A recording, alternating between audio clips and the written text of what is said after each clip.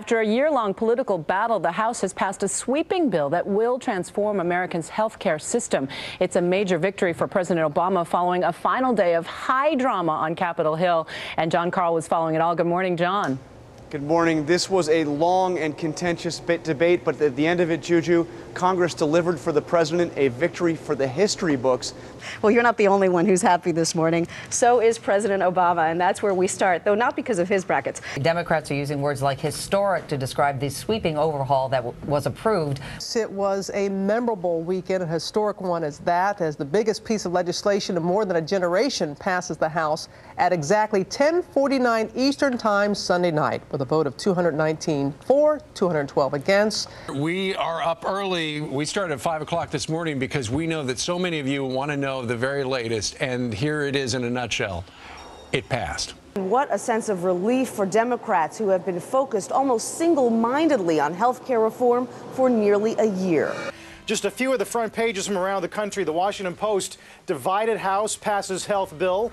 The Boston Globe, historic okay on health. New York Daily News, Barack Obama's greatest victory revolutionizes health care. The Journal says historic vote on health, deal on abortion wins over holdout Democrats, the biggest change in decades. And the Times in New York, Congress sends White House landmark health overhaul. This morning, the Democrats are celebrating. The Republicans are getting fired up for a fight in the U.S. Senate. And the president is basking in an achievement that no other president has been able to accomplish in nearly 50 years, widespread health care reform. The president started this effort on health care just over a year ago. It was on the 44th day of his presidency.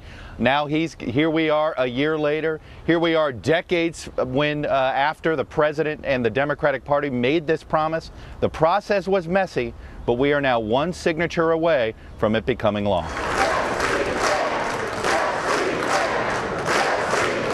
After the big vote last night, you saw the president celebrating with his top advisors, the White House releasing a photo showing the president and the vice president applauding. Also, you see White House Chief of Staff Rahm Emanuel giving someone a hug, so a real celebratory tone here at the White House. The changes that will become law once the president signs both bills will be phased in over years. Some of the immediate changes include insurance companies can no longer drop patients that get sick. Providers must offer free preventative care. There can be no caps on lifetime benefits. And young adults can stay on their parents' policies until age 26. So the Senate bill now goes to President Obama for his signature. He could sign it as early as tomorrow.